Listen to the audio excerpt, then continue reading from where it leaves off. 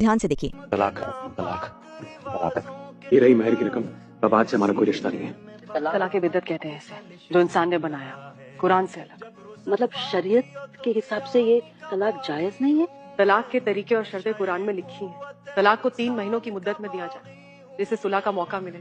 सूरत अल बकरा में लिखा है कि शौहर अपने गुस्से पर काबू पाए, वक्त ले, और अगर सुलह हो जाए तो रिश्ते को तोड़ने की जरूरत ही नहीं। सूरत अन-निसा में साफ साफ कहा गया है कि अगर मियाँ बीवी में झगड़ा हो जाए तो दोनों के घर वाले मिलकर मसले को सुलझाने की कोशिश करें। अब्बास ने तो एक सांस में तलाक दे दिया। ये तरीका तो कुरान में है ही नहीं। एक तलाक बिद्दत, तलाक तलाक तलाक एक साथ में को हो जाती है। एक तलाक हसन, जो तलाक दो, एक माह रुको है इसके लिए, फिर तलाक दो, फिर रुको, फिर तीसरा तलाक दो। और तीसरा तलाक के हसन, जो बिल्कुल सही तरीका है, जो कुरान शरीफ के है, तलाक दो और 3 माह रुको। कुरान की आयत है सूरह बकरा में सूरह नंबर 2 आयत नंबर 228 में लिखा हुआ है कि जब भी आप तलाक देंगे तो 3 माह या 3 हैज की इद्दत है। तो तलाक पूरे मुकम्मल होने के लिए 3 हैज या 3 माह, 3 मेंस्ट्रुअल साइकिल मस्ट है, कंपलसरी है। कि मोहम्मद सल्लल्लाहु अलैहि वसल्लम के दौर में 3 तलाक एक ही मानी जाती थी। हज़रत अबू बकर के दौर में 3 तलाक एक ही मानी जाती थी।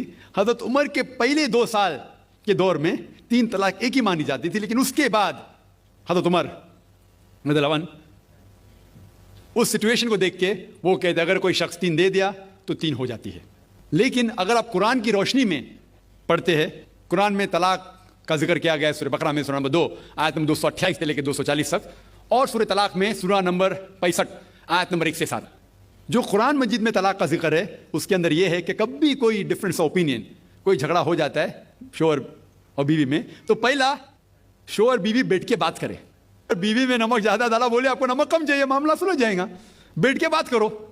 फिर भी बात ना बने तो अल्लाह ताला फरमाता है सूरह निसा में सूरह नंबर 4 आयत नंबर 35 में कि आपके दरमियान एक हकम रखो, एक आर्बिटर बीवी की तरफ से, एक आर्बिटर शोहर की तरफ से, और मामला को सुलझा लो। फिर भी अगर बात नहीं माने तो आप फिर तलाक दे सकते हैं। तो 3 माह के बाद, इद्दत गुजरने के बाद आप दोनों मियाँ बीवी नहीं रहते, आप अलग हो जाते। लेकिन उसके बाद अक्सर मुसलमान भी नहीं जानते ये कुरान की आयत क्या है। कुरान शरीफ में लिखा हुआ है सूरह बकरा में सूरह नंबर 2 आयत नंबर 232 में कि अगर वो शख्स अपनी पुरानी बीवी से फिर से शादी करना चाहता है तो मत रोकिए।